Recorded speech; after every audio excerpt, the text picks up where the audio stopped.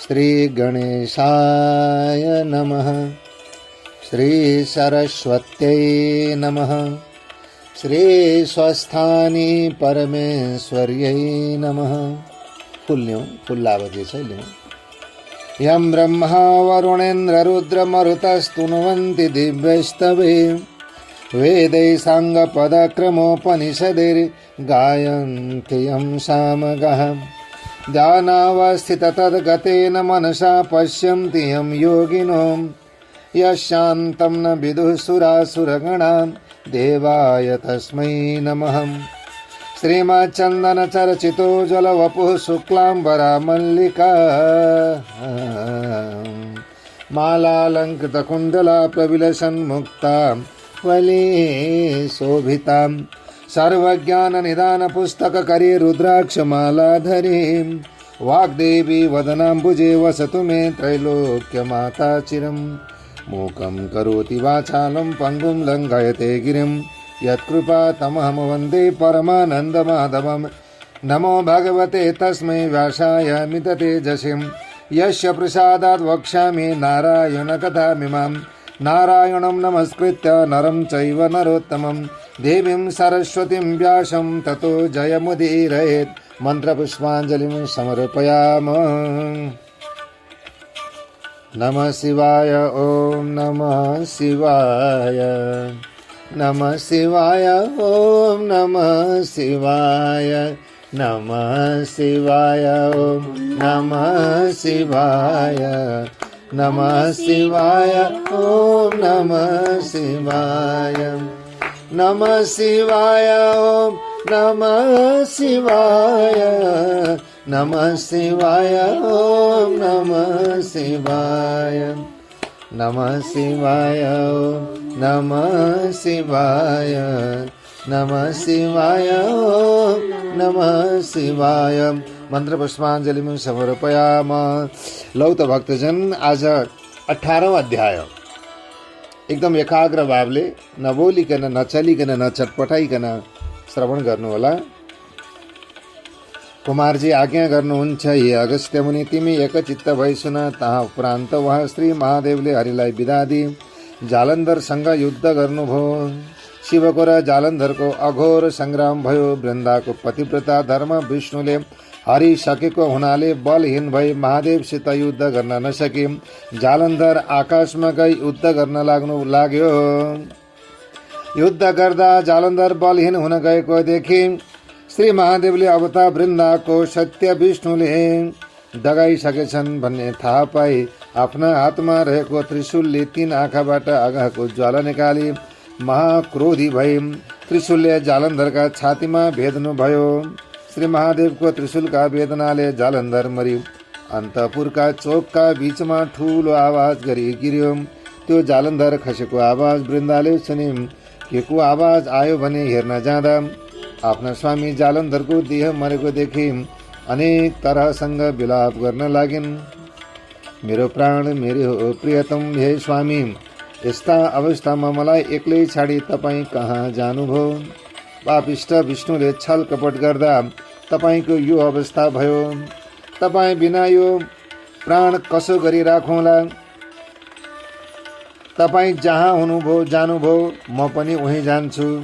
केश फिजाई विष्णुको मुख हेरी भन्न लागिन्, हे पापिष्ट विष्णु, तिमीले छल गरी मेरो पतिव्रता धर्म नष्ट गरिदिँदा मेरा स्वामीको यो अवस्था भयो।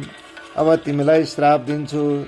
तिमीले झार हुनु परोस्, घाँस हुनु परोस्, वृक्ष भई रहनु परोस्, ढुङ्गा भई रहनु परोस्। तिमी पत्थरको हृदय रहेछौ, त्यसैले मैले श्राप दिएँ।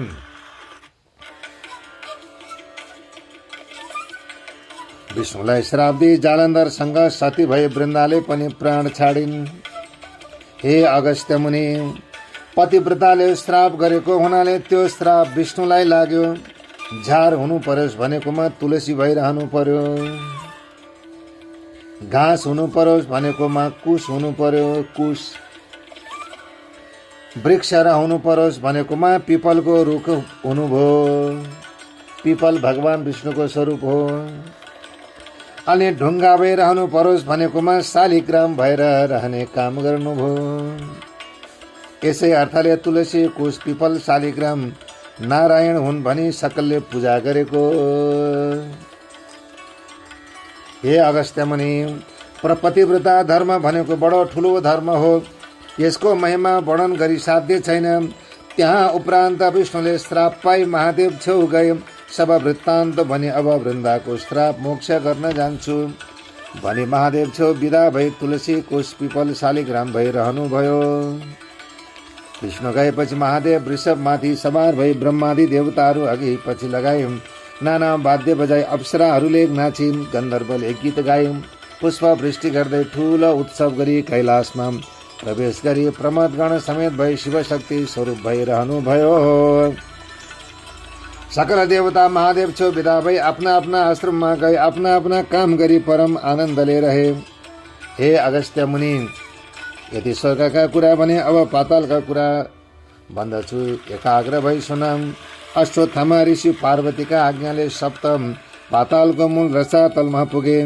कस्तो पाताल भने सूर्यका तेज जस्तो जाज्वल्यमान भएको, नाना रत्नले जडाउ गरी बनाएको, सुवर्णको पुरीमा असंख्य सम्पत्ति भएको, शेषनाग, तक्षक नाग, कर्कोटक नाग, पद्मनाभ, शङ्खपाल नाग, कुलिस नाग, वरुण नागले बसी बेरिएको नागिनीहरू पनि हीरा मोती माणिक इत्यादि नाना गहना वस्त्र अलङ्कार पहिरी ऊभन्दा ऊ राम्री भइरहेका यस्ता पुरीमा पुगे। शेषनागका घरमा गई। हे शेषनाग, पार्वतीका आज्ञाले श्री स्वस्थानी परमेश्वरीको व्रत गराई जो दुखी छन्, जो दरिद्री छन्, त्यसलाई उद्धार गर्न आएको हुन्। कोही दुखी छन् कि भने यस्तो अश्वत्थामा ऋषिले भनेको वचन सुनि शेषनागले, हे अश्वत्थामा ऋषि, यहाँ यस्ता कोही छैनन्। त्यस वनका नगेशमा शङ्खचूड नाग, रत्नचूड नाग, कृपादत्त नाग, धार्तराष्ट्र नागको घर छ। उनका स्त्रीहरू दुखमा छन्। त्यहाँ गई प्रश्न गर, सोध्यौ सोध। यति शेषनागले भनेपछि अश्वत्थामा ऋषि नागिनीहरू छै गए। शङ्खचूड नागकी स्त्री हिरावती, रत्नचूड नागकी स्त्री रत्नावती, कृपादत्त नागको स्त्री मृगावती, यति स्त्री पुरुष अन्योन्य प्रीतिले रहँदा दुःख पाए घरमा बस्न नसकी भ्रष्ट भई शङ्खचूड, कृपादत्त, धार्तराष्ट्र नागहरू परदेशतिर गए। नागिनीहरू दुखी हुँदा पनि महासत्यवादी थिए। नागहरू परदेश गएपछि नागिनीहरूले अब के गरौँ, कता जाउँ भनी चारैवटीले मतो गरी घर छाडी वनमा बसी दुःख गरिरहे। 12 वर्ष बित्यो र पनि नागले नागिनीको खबर गर्न सकेनन्। नागिनीले पनि नागको खबर गर्न सकेनन्। अश्वत्थामा ऋषिले त्यस्ता दुःखका समुद्रमा डुबिरहेका नागिनीहरूलाई खोजी हपार्दै गए। नागिनीहरूले सुनेर यो को हपार्छ भने गुफादेखि निस्के हेरे। अश्वत्थामा ऋषिलाई देखि भन्छन्, हे अश्वत्थामा ऋषि, आज हाम्रा घरमा के कामले आउनुभयो भनी सुधाएर अश्वत्थामा ऋषि भन्छन्, हे नागिनी हो, पार्वतीका आज्ञाले श्री स्वस्थानी परमेश्वरीको व्रत गराई जो दुखी छन्, जो दरिद्री छन्, जसका पुरुष छैनन्, जसका स्त्री छैनन्, तिनलाई उद्धार गर्न भनी आए। यति अश्वत्थामाले भनेको वचन सुने नागिनीहरूले मनमा आनन्द गरी भन्दछन्, हे ऋषीश्वर, हामी दुखी पनि छौँ, दरिद्री पनि छौँ, पापी पनि छौँ, सन्तति पनि छैनन्, पुरुष पनि छैनन्, त्यो व्रत गराउनुहोस् भनी नागहरू नष्ट भई परदेश गएका कुरा, आफूहरूले दुःख पाएको कुरा वृत्तान्त कही आदर गरी आसनमा बसाए। यति ती नागिनीहरूका कुरा सुनि अश्वत्थामा ऋषि भन्छन्, हे नागिनी हो, एकचित्त भएर सुन। सत्ययुगमा हिमालय पर्वतकी छोरी पार्वतीले श्री महादेव स्वामी पाऊँ भने श्री स्वस्थानी परमेश्वरीको व्रत गरेको विधि म कहन्छु।